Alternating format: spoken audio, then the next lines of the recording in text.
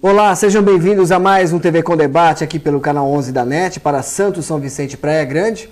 Para quem não tem NET, pode assistir através do www.tvcomsantos.com. Uma boa noite a todos, obrigado pela audiência e pela companhia. E o programa de hoje, muitos assuntos nós vamos abordar. Ao meu lado eu tenho o comentarista, o meu querido João Vilela, que está dando o prazer da sua presença hoje nos estúdios da TV Com. E também temos como convidado o advogado Danilo de Oliveira, que gentilmente também atendeu ao nosso convite. Ele é advogado militante no direito previdenciário e no terceiro setor. Também é coordenador da Comissão de Temas Previdenciárias da OAB Santos, professor universitário, também de cursinhos, colunista, palestrante, enfim, o currículo desse jovem é enorme, excelente. Nós ficaríamos meia hora transmitindo, obviamente, o seu currículo. Porém, nós vamos falar de assuntos muito palpitantes. Hoje é sexta-feira, 16 de maio de 2014. É um prazer poder entrar na sua casa para poder levar os principais fatos, as principais notícias aqui da nossa região. Eu quero primeiramente desejar uma boa noite ao João. Boa noite, prazer em tê-lo aqui no programa. Boa noite, doutor Danilo. Boa noite a todos. Doutor Danilo, por favor, a câmera também é sua. Uma boa noite para o senhor. Obrigado pela presença. Primeiramente, eu quem agradeço o convite. Boa noite, Alessandro. Boa noite, João. Boa noite a todos. Lembrando que você aí em casa pode participar do programa através do 3014-2341. Através de perguntas, o telefone já está liberado, a produção já está atenta para poder te atender. Então faça parte desse debate, porque é muito importante a sua participação. Quero começar o programa de hoje, meus amigos, a respeito da Copa. Sabe-se que a Copa é, na verdade, hoje o assunto que em qualquer local que você vá, você se depara com pessoas debatendo sobre a Copa. Seja para o lado bom ou para o lado ruim, mas a Copa vai existir. Estamos aí há pouco menos de um mês aí para que a Copa seja realizada aqui no Brasil. Mas existem algumas polêmicas, existem muitos assuntos bastante relevantes no que se refere à Copa, construção de estádios, muitos locais, por exemplo, a saúde está defasada, mas existe dinheiro para a Copa, enfim. Sabe-se que o Brasil tem competência para ter uma Copa do Mundo, mas existem fatores que nos causam muita tristeza nos dias de hoje, porque são locais que ainda precisam de uma atenção maior dos governantes, que lamentavelmente ainda não tem. João, o que você tem a falar a respeito da Copa? Qual é a tua expectativa para essa Copa que acontece esse ano aqui no Brasil? É assustadora, né, Balsi? Eu até discordo um pouco de vocês, que o Brasil tem competência para fazer uma Copa do Mundo. Eu acho que não tem realmente menor competência, não teve.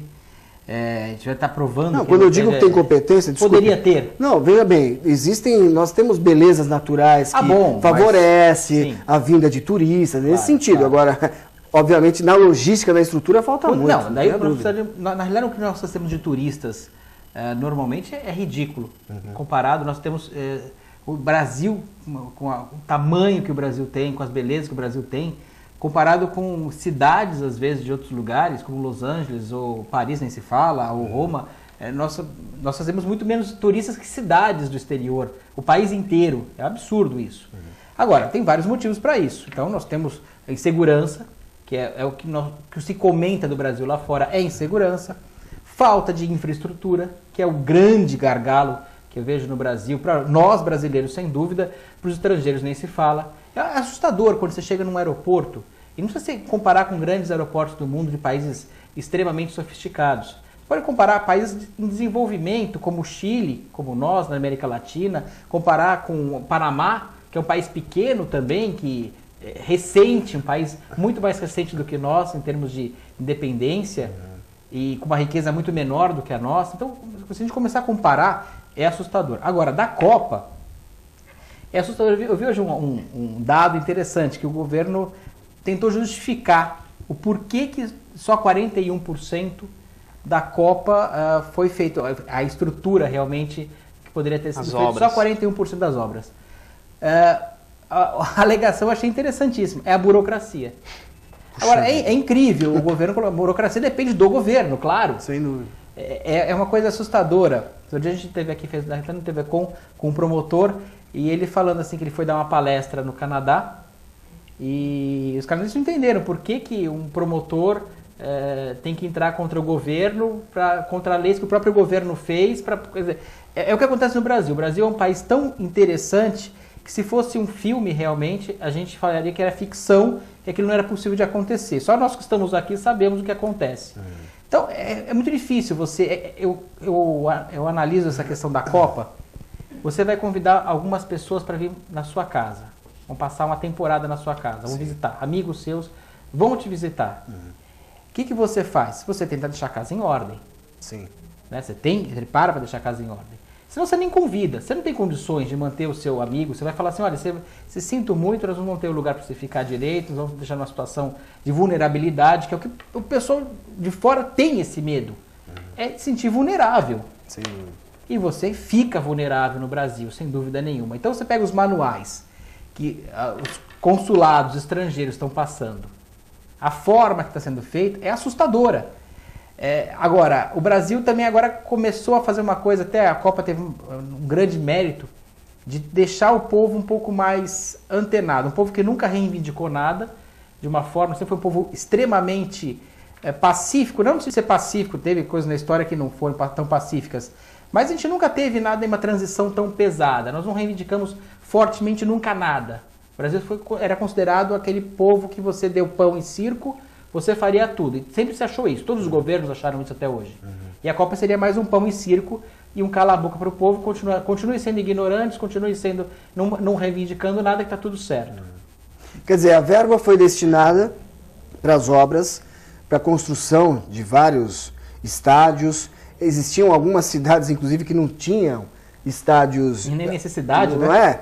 é? E veja bem, eles mesmo assim gastaram. 41% aí, apenas que, na verdade, não foram... Foram 41% que você mencionou? Das obras de infraestrutura. Que não foram concretizadas. Só foram concretizadas 41%. Quer dizer... Alguns falam 41%, outros falam 44%, mas é nessa faixa. Por causa da burocracia. Imagina uma pessoa comum, o que passa no país, né, doutor?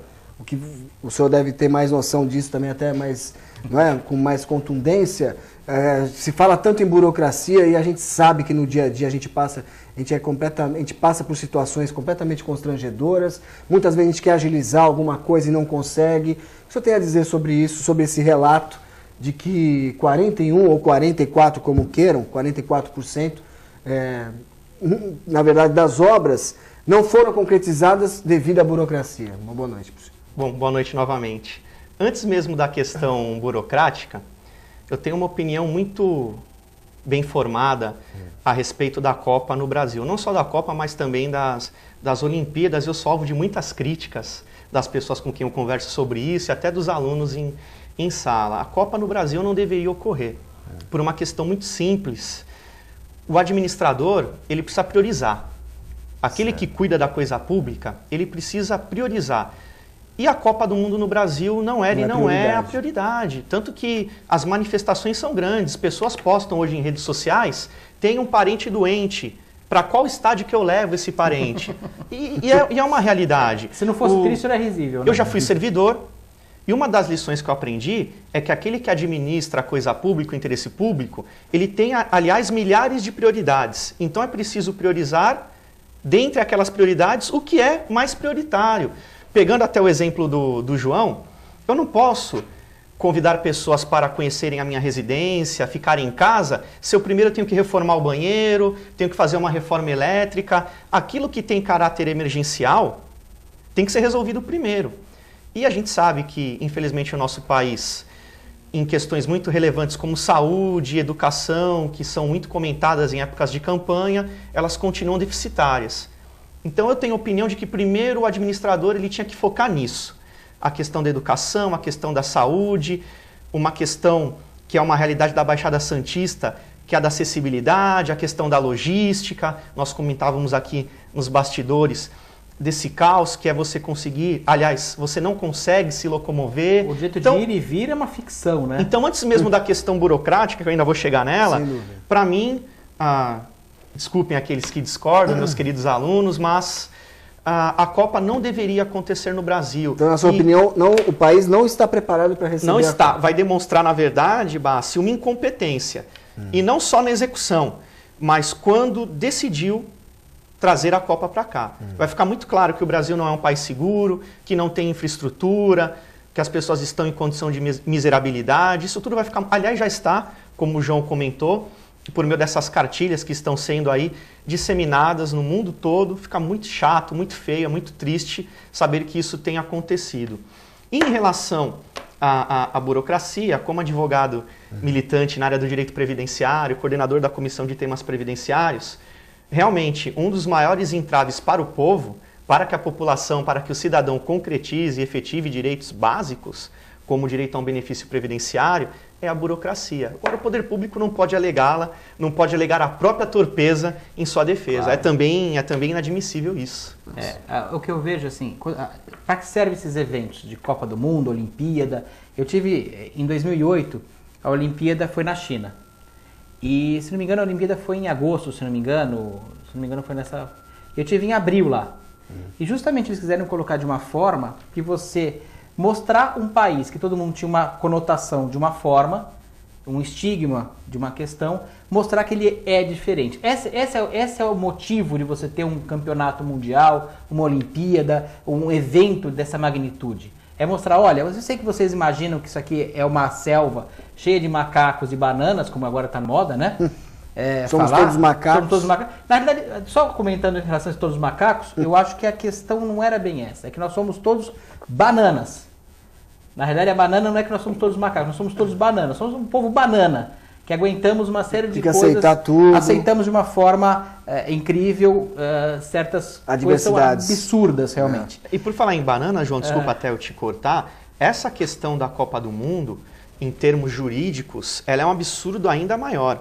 Imposições que o nosso país aceitou, acatou, para trazer a Copa do Mundo para cá, ferem inclusive a própria soberania estatal. Que o STF já disse que não, né? Nesse ponto, não dá para a gente se basear, infelizmente, pelo Supremo Tribunal Federal. Nós podemos colocar agora só TF, né? Porque Supremo já está ficando um pouco desgastado. Você permitir que Supremo, um órgão, que um organismo internacional totalmente voltado para o mercantilismo passe por cima de Estatuto do Torcedor, por cima da própria Constituição também é... A questão das bebidas, né? Bebida alcoólica, você não pode nos estádios, que vai dar faturamento para a FIFA, mas você não pode no entorno. Sim. Como é que quem pode menos pode mais? Né? Ou seja, o lugar que deveria ser não pode, mas o lugar que em volta que poderia não pode. E tem mais, hein? Essa desculpa de que a Copa do Mundo vai beneficiar o comércio no Brasil é uma mentira. Vou te dar um exemplo. Com certeza. Vocês conhecem algum floricultor? Conheço. Existem 3 datas que são as datas para o floricultor. Mãe, namorado e finados. Finados. São as 3 datas. Verdade. Finados, Sim. Dia das Mães e Dia dos Namorados. Conheço muitos floricultores que me confessaram que o melhor de todos os dias é o Dia dos Namorados. Que esse ano cai exatamente na data no dia 12. Da abertura da Copa. 12 de junho. E esses floricultores com os quais eu conversei estão desesperados. Danilo, o que vai ser do meu investimento, da minha expectativa? Que desfocou. Então, na verdade, a Copa do Mundo vai trazer dinheiro para o Brasil. Para poucos. Para muito poucos. Na realidade, só para aqueles que fizeram as obras, que a princípio só pode estar superfaturadas, é uma questão que você não pode falar sem comprovar, mas $1 bilhão para o estádio Manuel Garrincha em Brasília, um lugar que não tem nem time de futebol praticamente, é uma coisa assim incrível. O que você faz com $1 bilhão? Tudo, você muda um país. É verdade. Você muda um país inteiro, de ponta a ponta. Um presídio hoje custa 30 milhões de reais. E um presídio com uma estrutura. Você pode contratar uma empresa italiana, francesa, alemã, que faça presídios por esse valor. Top de linha. Top de linha. E bota para administrar também. Você já resolve uma boa parte. Nós temos um grande problema de penal, justamente é que você não consegue... Por isso que você libera tanto bandido, porque não tem onde colocar. Não tem, né? Então, você pega de um ponto desse e você coloca o país inteiro numa situação de vulnerabilidade. Lógico que você deixa de uma forma que o país fica completamente à mercê de comentários prejudiciais. Você tenta resolver agora, e o povo aprendeu agora a manifestar. Só que aprendeu tarde, né? Aprendeu faz um ano. Enquanto os outros países lá, a Revolução Francesa fez em 1700, manifestar naquela época, já aprendeu. Nós vamos manifestar o que nós fizemos em 500 anos de manifestação. Nós vamos fazer agora 500 anos de manifestação. Quer dizer, nós nunca fizemos, temos um ano apenas. Então, manifestamos errado, não tem regra para nada. Então, é um risco muito grande. E a Copa do Mundo veio só fomentar isso. Veio falar, olha, nós gastamos dinheiro com supérfluo, a esposa do Dr. Danilo está aqui com a gente. Você imagina Fabiola. se chegar para ele, Fabiola. Beijo, amor. Você imagina chegar para ela e falar assim, olha, o Danilo não vai colocar comida em casa, não vai fazer isso, não vai fazer aquilo, mas vai gastar com diversão, vai gastar com futilidade, vai gastar com uma série de outras coisas. Vai ficar realmente... E o país é a nossa casa. Por isso eu comparo sempre com casa. O país é a nossa casa. E o que a gente não gostaria para a nossa casa, nós não gostamos do nosso país. Exatamente. Quem administra o nosso país, eu não estou falando desse governo, do governo anterior ou do anterior, há muitos anos, aliás, desde o início, nós somos administrados, tanto no âmbito federal, estadual, municipal, de uma forma demagógica. Até essa questão da burocracia, que o próprio governo agora sentiu o próprio gosto do veneno, é mais ou menos isso. Por quê? É interessante ter a burocracia. Porque você pede para o vereador, você pede para o deputado estadual, você pede para o prefeito, você pede para o secretário, você pede e fica devendo favor para resolver aquele problema que você teve. E pode ser um problema idiota de abertura de uma firma, pode ser um problema de idiota de fazer alguma coisa, pode ser um ente que está precisando de um hospital e você liga lá para alguém que resolve, você liga para alguém que resolve uma matrícula de escola, de uma creche, de um lugar que você precisa, e você fica devendo favor. Sim. Então essa burocracia e essa falta de estrutura cria um clientelismo. Sim. Um clientelismo que mantém até hoje muito aquela prejudicial. E o governo quer ser o pai de desenvolvimento. todos. Né? Nós ficamos esperando o salvador da pátria. E não tem ficamos estrutura esperando- para isso. Não dá. Não tem estrutura para isso. Um exemplo que a gente estava comentando aqui antes do programa é em relação ao VLT. Sem dúvida, a gente vai entrar tá o nesse tema. trânsito. Aí eu vinha, eu até é bom comentei, você- até chamou a atenção, que na verdade eu vim de São Vicente ali pela entrada da cidade, um verdadeiro caos, quase me atraso para chegar inclusive, são caminhões com containers, dezenas de ônibus, motociclistas, veículos de passeio, enfim, tudo que tem direito. E não há um agente da CET para organizar, meu amigo. Cadê o agente da CET nesses locais mais críticos? A gente está cansado de falar disso aqui. Olha, Outras edições do programa, eu sei que muitos colegas aqui também debatem isso. Sabe que é uma polêmica a entrada da cidade, a plástica da entrada da cidade é horrível. E não se tem estrutura para nada. Eu demorei quase 50 minutos para sair ali da Nossa Senhora de Fátima agora. E para ajudar ainda garoando, quer dizer, aí vira um caos, porque ninguém sabe onde está, parece. Todo mundo fica burro no trânsito. Tem muitos aqueles que dependem do transporte coletivo, deixam o seu veículo em casa. No momento que chove, eles resolvem sair de casa com o carro. E aí se perdem, pô. E não tem um agente da CET para poder viabilizar uma segurança a mais para o motorista. Vi alguns policiais militares fazendo ronda a pé, me chamou muito a atenção. Inclusive, ultimamente eu tenho visto um policiamento mais intensivo em alguns pontos críticos. Estou fazendo esse relato aqui porque a gente estava falando em off, fala-se do VLT, que é um equipamento primordial para alavancar aí a nossa região, mas está causando transtornos absurdos. São Vicente, como eu moro em São Vicente, costumo dizer, o VLT cortou a cidade no meio. A gente, para ir da Antônio Emerick até o centro, tem que dar uma volta absurda para poder chegar, porque, não, óbvio, está em obras, né? Existe ali também um comércio que, inclusive, eu tenho informações de que a prefeitura tem que pagar um aluguel mensal para esse... Porque a obra do VLT parou na porta do comércio, todos sabem onde é, ali no Monumento Shopping Car ali. Sim. Enfim, parou ali a obra e causou transtorno para o comerciante ali, porque não tem movimento, não tem acesso à loja, não é? A Ponte Pênsil também é uma novela mexicana, porque nunca termina. Não é? Estão levando mais tempo para fazer a Ponte Pênsil. Agora, no ano, ninguém imaginava uma coisa dessas, né? Na época, no começo do século XIX, começo do século XIX, Ponte Pênsil do século XIX, começo do século XX, começo do século XX. Nós estamos no século XXI, depois de mais de 100 anos, nós estamos levando mais tempo para reformar do que levaram naquela época, sem maquinário, sem tecnologia suficiente, sem uma série... do que para construir. Que é incrível. Agora do VLT você colocou um ponto perfeito, Balsi. É incrível. Primeiro que eu acho que, eu sempre discuti isso, eu acho que uma obra de mais de R$1 bilhão é uma obra que era para ser muito diferente disso. É um bonde modernizado, não, nem um bonde moderno, é um bonde modernizado. E a tendência hoje no mundo inteiro é construir isso sobre pilares. Até em São Paulo, para não dizer longe daqui, eles não vão construir VLT. Eles vão construir monorrail. Ninguém tem coragem de construir um VLT em qualquer lugar do mundo se aquilo não foi preparado para ser. Ou você tem um trânsito, tem lá em Berlim, tem lá na Itália, tem, mas vai conhecer e ver como é que é o entorno daquilo. É muito diferente daqui. É outro sistema, foi feito para pensado naquilo de uma forma muito diferente.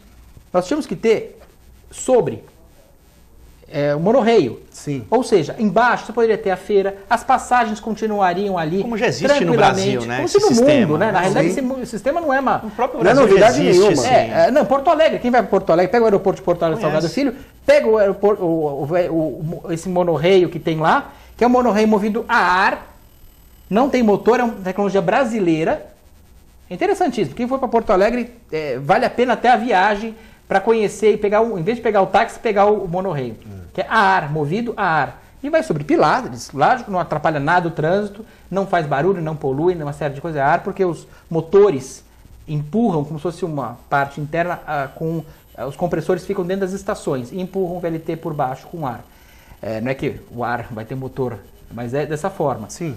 E é interessante, e você pegou de uma forma que fez agora em São Vicente, a estação Nossa Senhora das Graças, de São Vicente, deve saber onde que fica, do VLT, está prontíssima, com plaquinha, degrau, não sei o que, cuidado aqui, estação tal, toda pronta, com as florzinhas ao lado, tudo perfeito uma estação. E leva dali até mais ou menos ali, que vai, o resto estão tentando terminar ali, vai até mais ou menos a Monteiro Lobato. Eu espero que não seja como a ciclovia em São Vicente. Agora, começa do nada e termina não sei aonde. Justamente, mas agora, da onde vem o VLT? Da Ponte dos Barreiros. Já não é nem da área continental, ele vem depois da ponte. Ele começa no meio, antes da ponte, não atravessa para o outro lado. Vem de lá para cá. Quem conhece sabe que vai ter que passar por um lugar chamado Imigrantes, que não foi nem licenciada ainda. Ninguém sabe como é que ele vai passar pela Imigrantes. Você imagina você passando em Imigrantes e vem lá o bonde vindo e o bonde indo, que é um bonde. Não é um veículo moderno como estão pregando. Você vem, a ponte que foi demolida ali na Antônio Emerick, que é justamente essa questão, a ponte foi demolida. Em vez de construir rapidamente essa ponte para evitar os problemas, estão levando um tempão, terminaram a plaquinha, a graminha, o negocinho lá na estação, mas não fizeram a ponte, mas vão entregar no final do mês. Se você me permitir, João, pegar o gancho nisso que você está colocando, é onde eu quero voltar na questão da prioridade. Como que eu posso pensar num evento festivo? Como que eu posso pensar num evento que dizem que vai dar uma visibilidade positiva mundialmente? A gente já falou aqui que isso é mentira. Como que eu posso priorizar isso se eu tenho questões sérias de mobilidade urbana? E a gente não pode pensar mais em municípios, né? Santos, São Vicente, de forma isolada. Como que eu posso pensar numa região metropolitana onde as pessoas, o trabalhador, o cidadão, o empresário, não consegue se deslocar? Onde não há uma logística, tem uma outra questão, que é a questão do porto, do canal do Porto, que é um absurdo que está acontecendo. Sim, claro. Enfim, é inimaginável, é algo inconcebível. A questão da balsa, eu que leciono no Guarujá, 3 vezes por semana tenho que atravessar o oceano, como eu brinco, demorar 2 horas para chegar no meu destino é um absurdo. Quer dizer, a gente atrasa. A questão do VLT, toda essa questão de mobilidade, todo o desenvolvimento, e vejam, a nossa região, ela é importante não só em termos de região, de Baixada Santista, mas em termos de estado de São Paulo, e vocês sabem, o telespectador sabe, em termos de Brasil, de desenvolvimento nacional. Sim. Então, quando a gente fala em prioridades, e eu bato muito nessa tecla, tem que priorizar, tem que saber priorizar, tem que dar destaque para aquilo que é o tema do momento. Os temas são esses, a questão da mobilidade, do VLT, da balsa. Né? O sistema de travessia por balsa também é algo absurdo. Eu lembro que já em 2010, eu atravessava a balsa com uma colega professora, ela falava, nossa, lá de onde eu vim, um povoado, se eu não me engano, em Vitória, um povoado, o sistema o sistema de travessia é muito melhor, muito mais moderno, muito mais avançado do que esse. Eu me sentia até envergonhado, eu ficava com vergonha ouvindo o comentário dessa colega. Então é um absurdo que realmente o foco a balsa, não seja esse. É uma vergonha tão grande essa balsa. Uma coisa que as pessoas às vezes não sabem é que você sabia que se você tiver dinheiro, você não pega a fila da balsa. Isso é interessante. Interessantíssimo. Não é interessante? Você pode chegar, você baixa o aplicativo diretamente no seu celular. Que legal, ou na internet, você paga R$ 34, se não me engano. para ir ou para voltar, e você não pega, você fura a fila. É o sistema fura-fila da balsa, interessantíssimo. Então você tem alguns direitos para quem pode mais. Senão você pagaria R$4 e alguns centavos, porque R$9 e pouco para você voltar, que cobra a ida e a volta, né? Se você pagar R$34, R$35, você não pega a fila, você passa na fila frente de todo mundo. Você olha que bacana isso. O tumulto que é. Eu tô na fila e você passa por mim. O doutor Danilo, ele é advogado, sabe questão administrativa, está escrevendo um livro agora também, depois a gente vai até falar disso, mas falar sobre isso. Ele sabe bem dessa questão. E você vê que é uma questão, é um serviço público, a gente estava falando aqui antes, né, doutor Danilo? É um serviço público com um diferencial que, se você tiver dinheiro, você pode furar fila. O que é muito questionável. Até você mesmo colocou muito bem a questão do princípio da igualdade, assegurado na Constituição Federal, e um dos princípios dos serviços públicos específico é o da generalidade, o da universalidade, ou seja, o serviço, por ser público, ele tem que ser acessível ao maior número de usuários possível e de forma igualitária. Esse tratamento diferenciado me parece, no mínimo questionável, à luz desse princípio e também à luz da Constituição Federal. E eu fico imaginando aquela pessoa que está na fila há horas e de repente, por exemplo, eu paguei os R$35, estou lá com a minha viatura, pá, né? E passo pelo João que está na fila e pelo doutor. Eles vão me ver passar.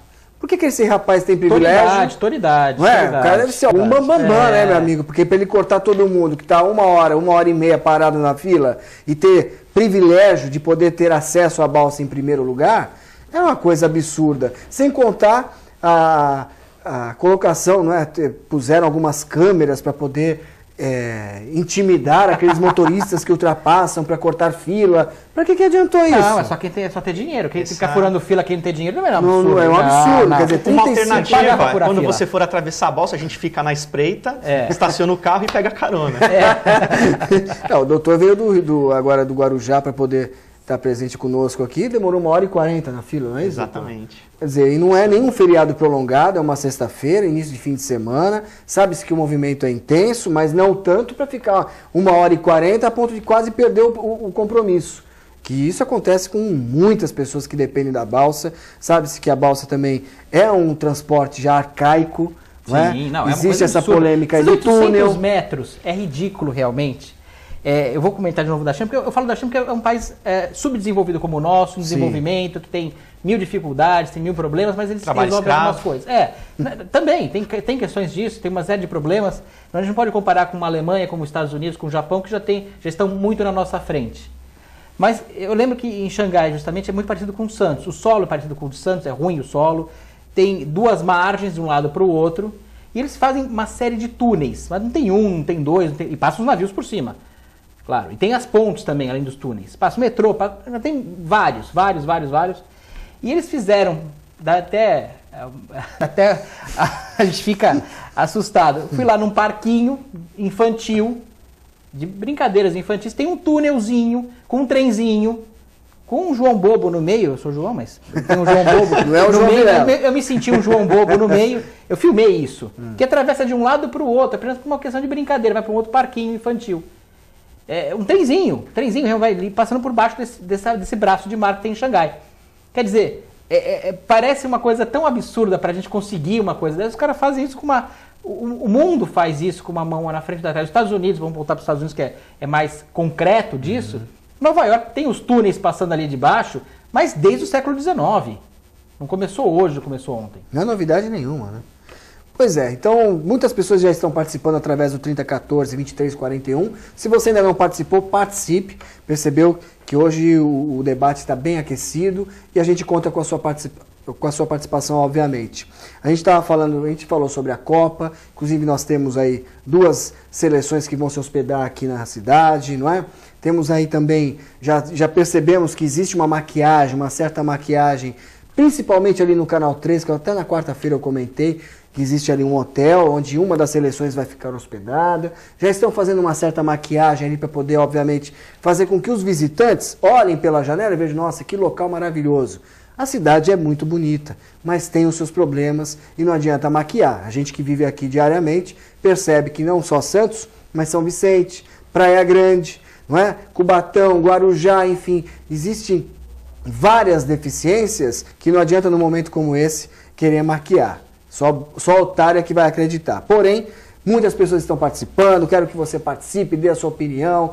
É um programa democrático, onde você, telespectador, tem prioridade. O João Luiz, do Sabuó, ele diz o seguinte, um abraço ao João Luiz, a Copa já deu certo, pois está todo mundo feliz, todo mundo que ele diz é o seguinte, são aqueles que organizam, pois todos já ganharam o seu dinheiro. Os que estão felizes mesmo, né? Não é? Que estão sorrindo à toa, claro. Não é? E que agora pedem para que os bobos, entre aspas, assista às transmissões dos jogos. Aqueles que não têm o privilégio de estar nos estádios, vai poder se esbaldar, obviamente, pelas transmissões das TVs abertas, enfim, daquelas emissoras que fazem parte, não é, desse clã aí das transmissões. Portanto, é a opinião do João Luiz do Sabuó, que na opinião dele, portanto, deu certo para aqueles que organizam o evento. Agora, para nós bobos... Os amigos do rei. Para os amigos do rei, exatamente. O Paulo Sérgio, um abraço, tive o prazer de vê-lo no último dia 14, lá no Sindaporte. Um abraço ao senhor, um grande abraço a todos aí do bairro do Boqueirão. Ele diz o seguinte, temos falado muito sobre o centro histórico, quer dizer, já mudamos um pouco o assunto. Mas a falta do complexo turístico Nova Longo, que vai do Armazém 1 ao 8 da Codesp, só começará as suas obras quando terminarem a perimetral. É uma pena, pois só com o Museu Pelé o centro histórico ainda vai demorar para ficar bonito. É a opinião do Paulo Sérgio. Tem algo a complementar? Eu tenho, até uma pergunta que eu faço para o doutor Danilo, em relação a chamar de Museu Pelé. Ele está vivo, só poderia ser... Não, é verdade.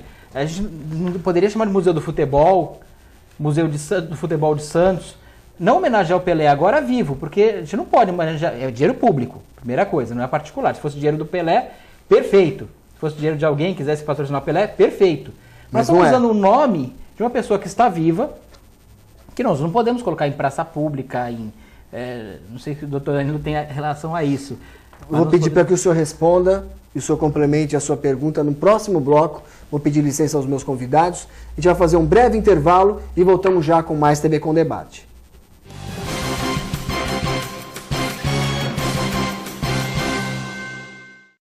Todos os dias aqui na TV Com, a partir da meia-noite, o jornalista Pedro Alcântara leva até você as festas mais badaladas da Baixada Santista e Grande São Paulo. Eventos culturais e artísticos em entrevistas descontraídas e inteligentes.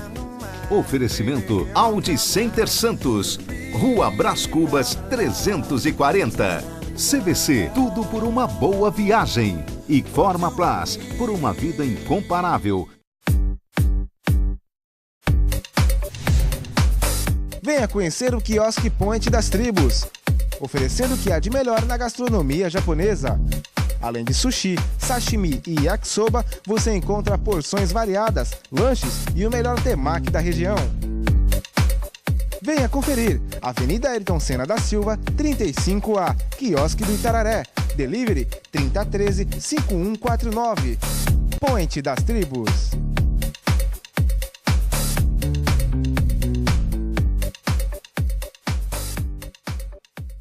Se você quer algo diferente e está por dentro de tudo que acontece em sua cidade, mande dicas, sugestões de pauta pela nossa fanpage facebook.com/tvcom.santos. Interaja com a programação da sua TV Com.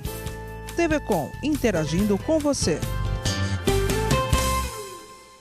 Buffet Maison Vanut, um novo conceito em festas. Requinte e sofisticação no mesmo espaço. Atendemos todos os tipos de eventos. Aniversários, casamentos, confraternizações e festas infantis. Venha conhecer nossos ambientes e faça seu orçamento. Buffet Maison Vanut, Avenida dos Bancários, 42. Todos os dias aqui pela sua TV Com, programa Ação e Reação, debatendo os assuntos da nossa região. São 15 anos de credibilidade. Espero você todos os dias, às 1h30 da tarde. Até lá!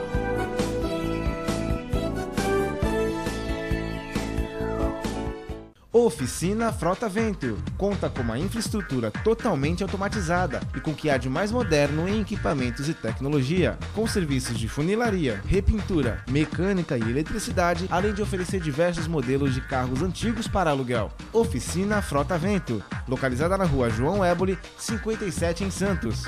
Telefone 3223-2969 ou 3221-4853. Oficina Frota Vento.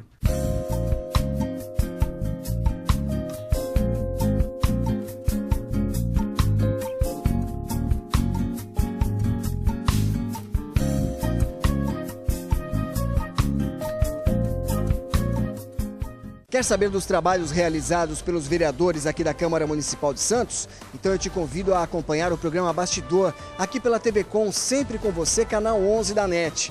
De segunda a sexta-feira, tudo o que acontece, os trabalhos realizados, os requerimentos, os projetos de lei, tudo através do programa Bastidor. Portanto, convido a você a assistir, a acompanhar e conto com a sua audiência.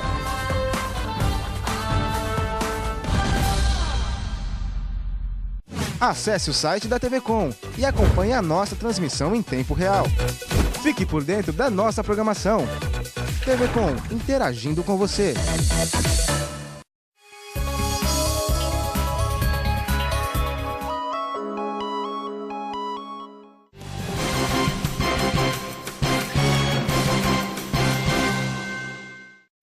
Estamos de volta com o TV Com Debate. Você pode participar pelo 3014-2341. Muitas perguntas estão chegando e, obviamente, vamos agora saber a resposta do Dr. Danilo no que se refere à pergunta do João. Pode repetir, por favor? Claro.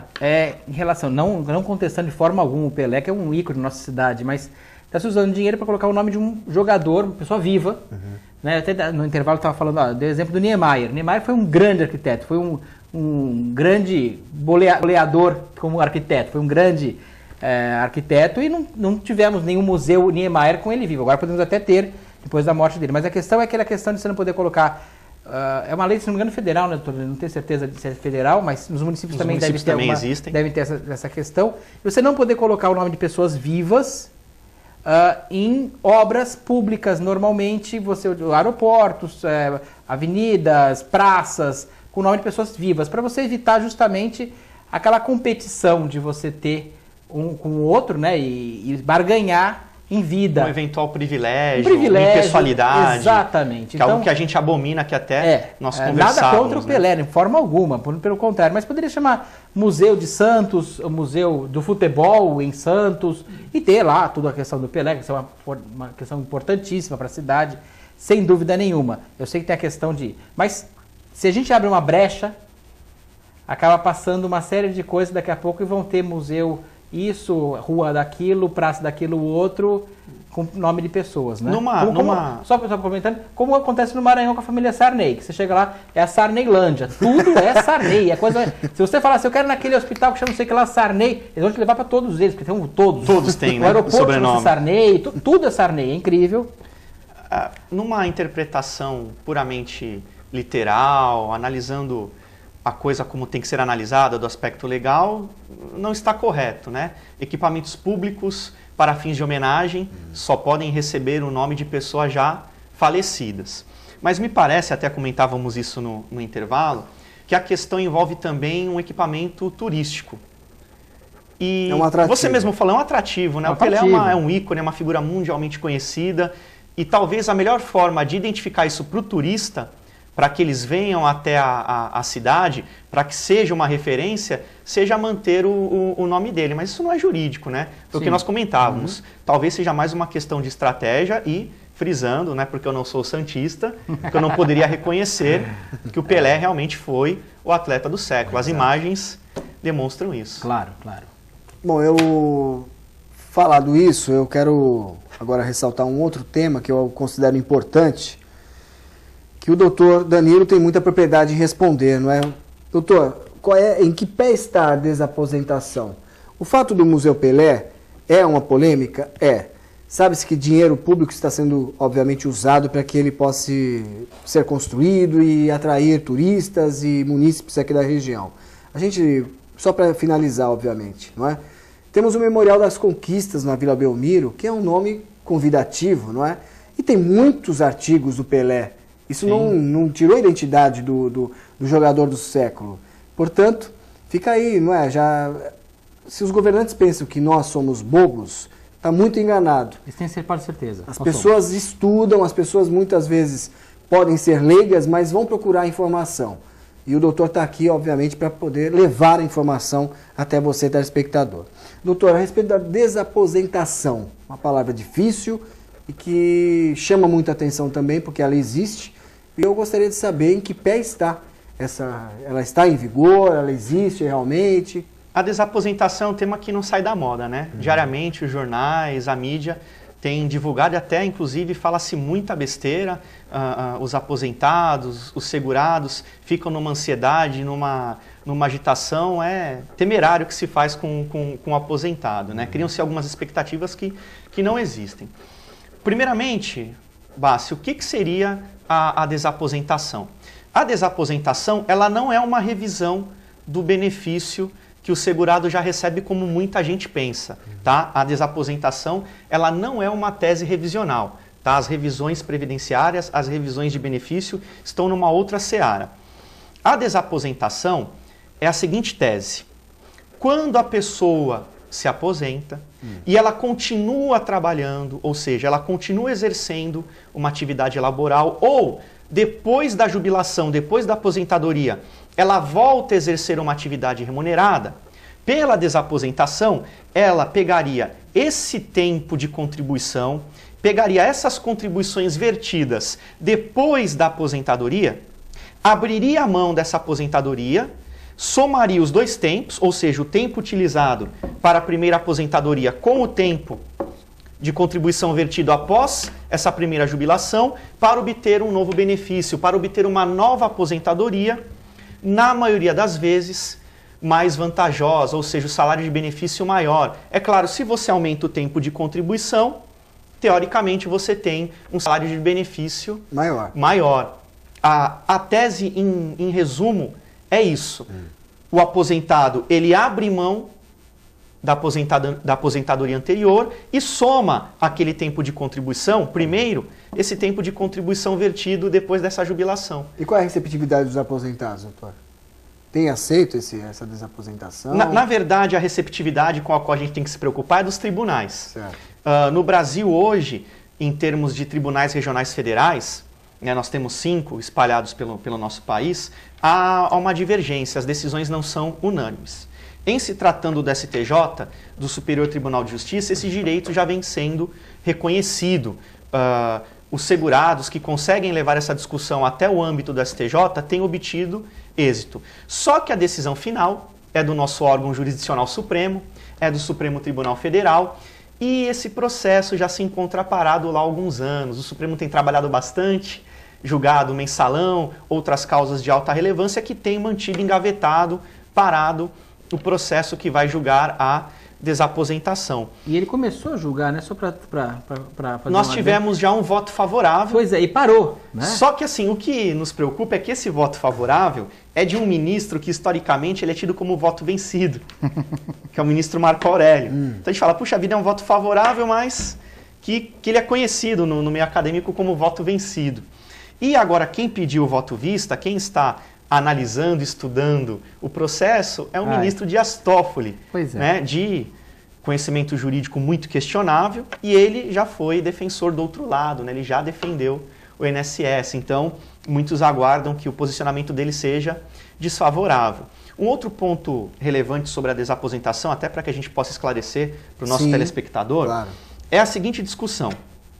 Quando os tribunais, e muitos têm feito isso, reconhecem o direito à desaposentação, ou seja, o aposentado renuncia à aposentadoria anterior, à jubilação anterior, para obter outra, alguns juízes entendem que ele tem que devolver aquilo que ele já recebeu. Você quer abrir mão? Então, peraí, você abre mão, eu te concedo a nova, só que você tem que devolver tudo que você recebeu. Isso é um absurdo, não só pelo caráter alimentar do benefício, reconhecido pelo artigo 100 da própria Constituição Federal, mas por uma teoria de direito administrativo, que eu, como administrativista, não posso deixar de colocar, que é a seguinte. Quando o segurado abre mão do benefício da aposentadoria anterior, ele está renunciando a um ato administrativo. Então imagine você, Bassi, que é nomeado para ocupar um cargo em comissão. Obviamente, pelo trabalho desenvolvido, você será remunerado mensalmente. Só que você resolve abrir mão desse cargo em comissão. Você renuncia àquela nomeação, você se exonera. Certo. Você tem que devolver a remuneração que você recebeu? Não tem cabimento. Não, pelo simples fato de que enquanto você recebeu, porque aquilo eu era produzi. devido. Aquilo era devido. Você recebeu porque você produziu. Sim. A mesma coisa em relação à desaposentação. É uma tese lógica, óbvia. Às vezes se criam discussões onde não se tem o que discutir. Me parece que a decisão ela acaba se tornando mais política, mais econômica do que jurídica. Sempre, A né? renúncia ao ato administrativo é um direito do administrado. Então, o segurado, o beneficiado, o aposentado, ele pode sim abrir mão Direito patrimonial. daquele benefício, isso já foi reconhecido, e quando é reconhecida a desaposentação, ou seja, a nova aposentadoria com um salário de benefício maior, ele não tem que devolver aquilo que ele já recebeu. Por quê? Porque quando ele recebeu, aquilo era lícito, devido, legítimo, como nesse simples exemplo que eu te dei, Sim. da nomeação e da exoneração. Bem simples. João, Então, minha dúvida é a seguinte, a chance de conseguir a desaposentação, porque a gente escuta que a desaposentação ela está travada no STF, né, no Supremo Tribunal Federal. é superior ou inferior? Bom, isso depende do ponto de vista que a gente está. Para eles é superior. Tecnicamente superior, é supremo. Supremo, né? Supremo Tribunal Federal é incrível a questão. Mas e nós temos problema no próprio Congresso, né? Que não são feitas, a lei não é feita dessa forma. Eu acho que o grande imbróglio que começa nisso aí é que você cria algumas formas, você continua pagando a Previdência, trabalhando. Você é obrigado a continuar pagando. E não vai usar para nada esse dinheiro. Você tinha o pecúlio antigamente que você era devolvido, esse dinheiro corrigido, inclusive. Acho que até 94, se não me engano, 90, eu não sei da data exatamente. Mas era devolvido, você continuava pagando e você terminava de pagar, você estava aposentado já, continuava trabalhando, pagava aquele valor, pagava, só que depois eu terminava, agora eu vou realmente aposentar, não vou trabalhar mais, pegava esse dinheiro de volta, corrigido. Acabaram com esse instituto. E agora você fica tentando, são formas que você tem que ter para melhorar a aposentadoria. E cada um faz de uma forma. Eu acho, de qualquer forma, o sistema de aposentadoria no Brasil algo extremamente inglório e incrível. Porque eu digo o seguinte, tinha que ser realmente uma forma, eu quero pagar 10 mil reais por mês de aposentadoria, mas quero me aposentar em 5 anos, com tal valor. Eu deveria poder, que nem um seguro. Eu não sei porque as regras da Seguridade Pública, que é um seguro também, mas é um seguro com regras próprias nessa questão do... Não pode ser feito assim. Você fala assim, eu quero pagar mais tempo com maior valor, receber maior valor no final. Tudo bem. Tem que ter uma regra, como é feito no seguro público particular. Eu não entendo porque é tanta confusão. O sistema de capitalização, Eu sei, esse sistema ele é remunerado, a remuneração dele é diferente. Eu sei, então, esse é o problema. A gente até para poder explicar Porque os sistemas que existem, a gente precisaria... Não, mas é justamente essa a questão, que as pessoas imaginam que estão pagando a aposentadoria para si, e não estão. Estão pagando para os outros e também para si. Porque o sistema é contributivo. O sistema é contributivo. Ou seja, você não vai ser remunerado a regra eu sei na que mesma proporção com a inclusive. qual você contribui. Na Sim, verdade, para todos. há uma solidariedade, um Então. sistema contributivo, quem pode mais contribui com mais. A verdade é essa. E recebe menos. Então, quer dizer, no final das contas, você acaba pagando para outros que não contribuíram tanto, você acaba misturando seguridade com auxílio, com uma série de outras coisas. E as pessoas têm aquela ilusão, eu vou me aposentar, eu vou pagar o máximo possível, vou fazer isso e vou receber. Não vai receber. Na verdade, ele vai receber uma parte só. Isso que você coloca, inclusive, confirma uma tendência que eu tenho observado até de uma maneira feliz. As pessoas têm começado, não só os aposentados, têm se preocupado com as revisões previdenciárias, mas as pessoas que estão trabalhando têm se preocupado em questionar, planejar isso, em né? planejar, veja, previdência social, previdência, ser previdente, planejar o futuro. Procurar um advogado que especializado nisso para até saber fazer a coisa certa. No momento de idade avançada, de doença, enfim, né, de incapacidade, diante de um risco social, poder ter uma fonte de subsistência digna. Então, as pessoas têm começado, a gente tem percebido pelos atendimentos que tem feito, que as pessoas, mesmo jovens, recentemente tendo ingressado recentemente no mercado de trabalho, tem se preocupado em já planejar. E é preciso, porque senão o discurso não muda, né? No momento que eu mais preciso, ano a ano o valor do meu benefício só diminui. E repito, as regras são essas, eu não consigo aqui, no tempo que nós temos, explicar isso. Exato. Até para explicar numa linguagem mais acessível, precisaríamos de um tempo que hoje nós não temos. Mas nas regras atuais é preciso planejamento, né, doutor? É preciso. Com um bom planejamento, você consegue sim minimizar os efeitos da idade avançada, de quando você já não tem mais forças para trabalhar e obter a subsistência. Um bom planejamento, uma boa consultoria previdenciária consegue resolver isso, ou pelo menos minimizar. Eu quero confirmar a audiência aqui, que muitas ligações, graças a Deus, quero agradecer a audiência de todos. O Cosme da Areia Branca ligou, fez uma pergunta muito pertinente ao senhor. Eu quero de antemão já convidá-lo a participar numa outra edição do programa. Muitas questões, eu vou confirmar a audiência, porém as questões infelizmente não poderão ser respondidas, porque a gente está contra o relógio, infelizmente. Me coloco à disposição para poder dar uma resposta. O Cosme da Areia Branca, portanto, um abraço a você. O Uriel do Campo Grande. Temos a Valdeli Silva, a Regina Bessa, o Antônio Carlos, a Valquíria, a Dona Alzira, a Patrícia Real em São Paulo, que está nos assistindo através do tvconsantos.com. Um beijo a você. Uma audiência muito bacana que a gente está tendo nessa edição de hoje. Portanto, quero agradecer, em nome dos meus convidados, da equipe técnica, pela confiança, pela credibilidade que nos dá, pela sua audiência.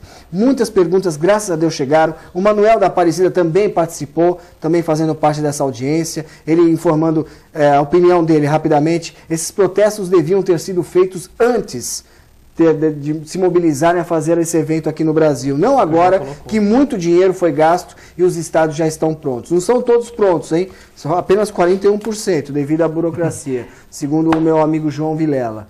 Temos aí 3 minutos, João. Então, eu queria comentar até uma questão do Dr. Danilo, que ele está fazendo um livro agora. Eu achei pertinente o livro dele, porque o direito administrativo para a preparação da OAB deve sair agora em agosto.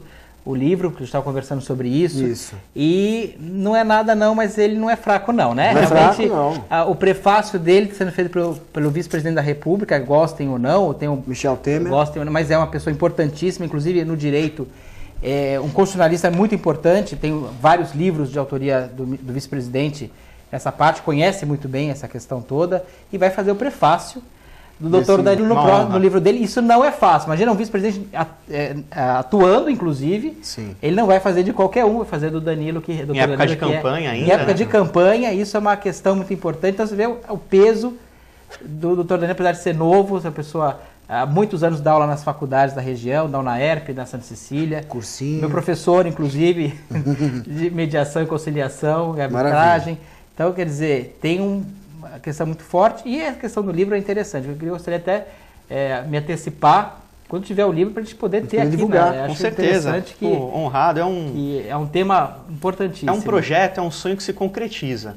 Esse livro, ele tem um coautor, que é o professor Leandro Matsumoto, né? A quem eu encaminho um grande abraço, um parceiro nosso. E nós reunimos todo o material que nós temos. Ele com um ano a mais de cátedra do que eu, ele leciona já há 8 anos, eu leciono um ano a menos, leciono há 7. Então nós sentamos, conversamos e resolvemos reunir todo esse material que nós tínhamos, atualizá-lo, fizemos levantamentos estatísticos, modéstia à parte, ficou um material muito bom, atualizado, feito com muito amor, com muita dedicação, e recebemos aí a honra de que ele será prefaciado pelo grande jurista. Não estamos aqui discutindo política, mas o grande jurista, reconhecidamente um grande jurista, o professor conhece muito de direito público, direito constitucional, direito administrativo, e é um livro com apontamentos de direito administrativo para o exame de ordem e para concursos públicos, que vem realmente com muito amor, com muito carinho. A esposa sabe disso, a dedicação tanto do professor Leandro como minha, para que ele seja bem aceito em agosto já. Isso que eu ia perguntar para você. O pré-lançamento em agosto, nós percorreremos as faculdades onde lecionamos, as subseções da OAB da região, aproveitando as semanas jurídicas para poder colaborar, né? Porque mais do que lançar um livro, mais do que ter um filho seu colocado aí no mercado, é poder colaborar com os nossos alunos, com os concurseiros, que é o nosso objetivo, um dos nossos objetivos. Bom, de antemão nós parabenizamos pelo projeto e faço novamente o convite feito pelo João, que nós possamos divulgar o seu trabalho aqui assim que ele seja lançado. para que a gente possa prestigiar e os telespectadores também possam ter acesso. Muito obrigado. Bom, eu quero agradecer a todos pela audiência, a toda a equipe técnica da TV Com, a Fabiola, que é a esposa do Dr. Danilo, que também se faz presente aqui com fotos, enfim, está registrando tudo. João, é um prazer, foi um prazer tê-lo com essa minha participação aqui no TV Com Debate. Espero poder contar com você outras vezes. Claro. Obrigado para vocês, obrigado, doutor Danilo, obrigado a todos. Doutor, muito obrigado, foi muito produtiva a sua presença aqui, embora nós não tenhamos, infelizmente, tempo suficiente para debater outros assuntos. Tivemos uma pauta repleta, não é, para a gente poder explorar, mas infelizmente não tivemos tempo. Não vai faltar oportunidade, eu aguardo a sua presença numa outra situação. Com certeza, sempre que possível, vocês podem contar. Agradeço o convite de hoje, todo o carinho, toda a receptividade, não só de vocês, mas de toda a equipe. Eu já havia destacado isso para o João, fui muito bem acolhido desde o primeiro contato. Isso é muito importante, a Maíra, o pessoal de uma educação, até pela pouca idade, é algo incomum hoje, infelizmente. Então agradeço a todos pelo tratamento, me senti muito à vontade. Obrigado mais uma vez ao João, meu querido aluno, já mais do que isso, um amigo, um grande orador, já falei isso para ele. Fala muito bem. Fala muito bem. Exatamente, ele desenvolve muito bem o raciocínio. Muito obrigado, Bassi. Eu que agradeço. Bom, a todos um excelente final de semana. Segunda-feira estaremos de volta com mais uma edição do TV Com Debate a partir das 7 da noite. Um grande abraço, curtam bem o final de semana, de preferência com a família. Até segunda, se Deus quiser.